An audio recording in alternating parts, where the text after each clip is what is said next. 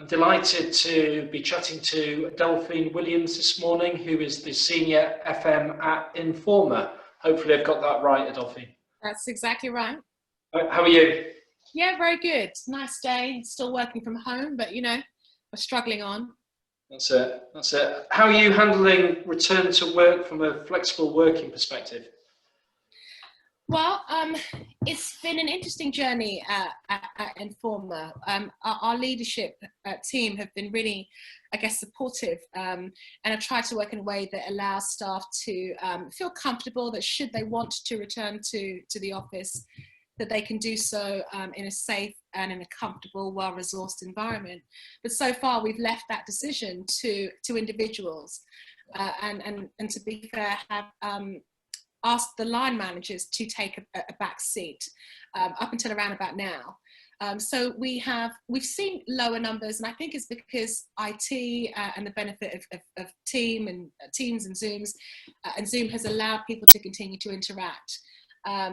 So what we've done as a facilities management team is to take on board all of the guidance that was coming centrally and to interpret that as best we can in our environments. And like many people, the challenge has been interpreting conflicting messages at different times throughout this journey.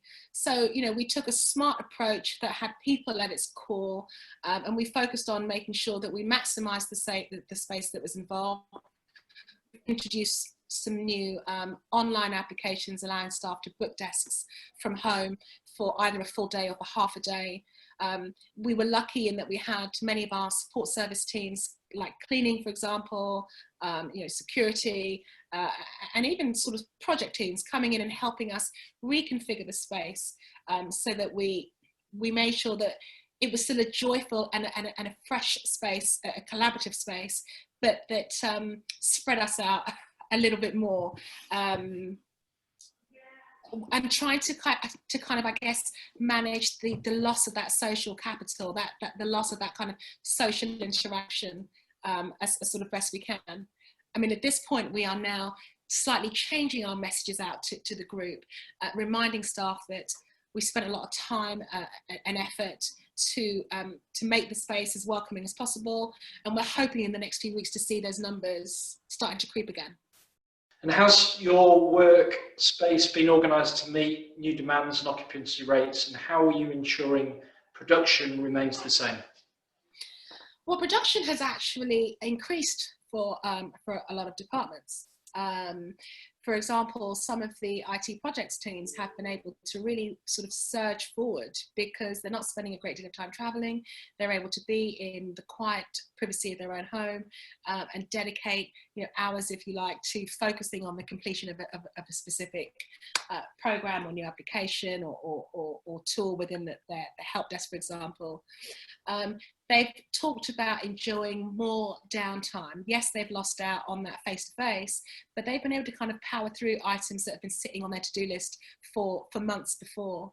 I think that for us, outstanding projects have sort of coincided with this COVID period, and we've tried to maximise that opportunity as best as possible. I would say that we're now getting to a stage where needing that face-to-face has become a little bit more necessary while we test some of the development and applications that have evolved. We sort of need more staff on site to test those scenarios and those systems in real time, actually interfacing and interacting with the space in real time. We're also dealing with less human resource as a byproduct, I think, of us making less. And that's meant that the remaining team have had to focus on a broader set of buildings as opposed to just their own. And so the FM leadership, of which there are 3 of us, we've been able to look at the mechanisms and the means to expand their knowledge base and to build their insight and their awareness, to share platforms and tools amongst a wider team, so that we approach our tasks from a team perspective as opposed to an individual FM perspective. And has the re-emergence of Black Lives Matter initiated any changes in policy for your business? It was quite interesting. At the time that BLM kicked off in the way that it did globally, it coincided with a fortnightly address that our CEO would give to the business, some 10,000 heads. And certainly as a Black woman in the workplace, when he touched on that topic, I kind of cringed, and he asked questions about how people were feeling about the events that had taken place.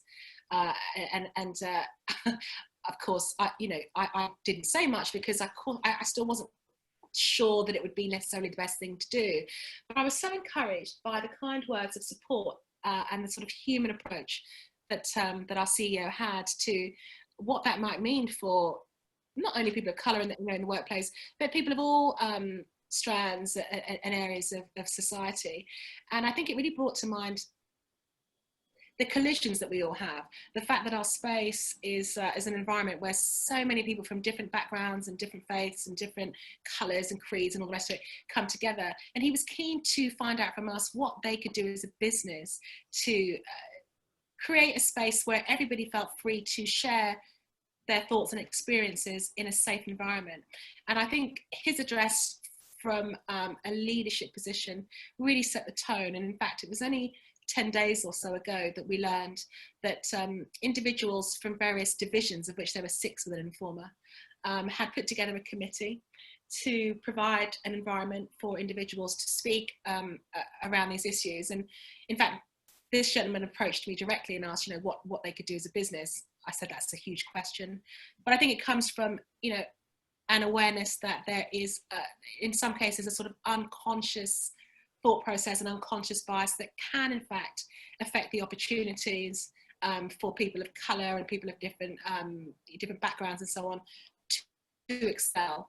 I felt it was important to say that there needs to be an acceptance that there are differences, different experiences that are more likely based on colour, based on ability, based on education, etc., etc. And some of those are there for the right reasons, and some we are not consciously aware of. Informa is a very diverse organisation. There are not the numbers of people of colour necessarily across the most senior levels, but they certainly appear in influential roles throughout the business.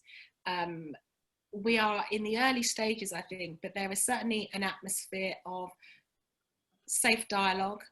And it seems to me that there is a willingness that's necessarily driven from the executive team to address some of the themes, concerns and trends as they come out, of this committee. And by the way, the committee is open to people of all backgrounds and not just those, who happen to be, Black or brown. But we're keen to provide the atmosphere whereby we can all understand each other's experiences on a personal basis, because it can only be an intentional change that lasts. And as I say, what's vital in that is a clear direction and appetite from the leadership, which will empower line managers to provide the scenarios and the spaces where those conversations can take place.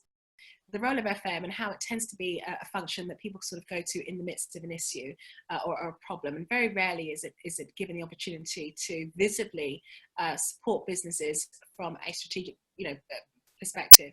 I think COVID and all of the financial implications that it is potentially causing has created, for the first time in a long time, an opportunity for FM operators, for space managers to inform key decision makers in a business, but also respond quickly, smartly and efficiently to changing demands, while also maintaining safe, comfortable, static and recognisable workspaces for colleagues to come in. I think certainly within Informa, for the first time, the kinds of queries, questions and invitations to participate have come from the breadth, from all breadths of the business, and has created, I think, an opportunity which I hope we utilise to raise the profile and the creative application which many FM professionals deliver on a day-to-day basis.